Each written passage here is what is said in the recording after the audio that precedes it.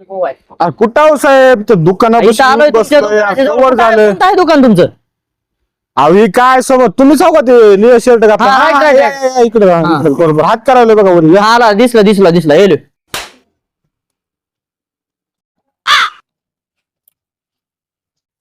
दुकान का बंद ठेवलंय?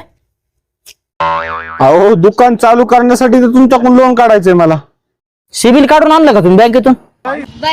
सिबिल तर नाही बघा काय काढून आणलं, लाईट बिल आणलंय बघा.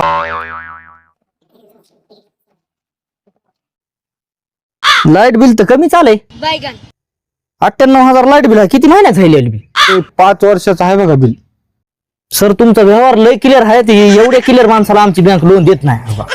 तुम्हाला लोन भेटत नाही.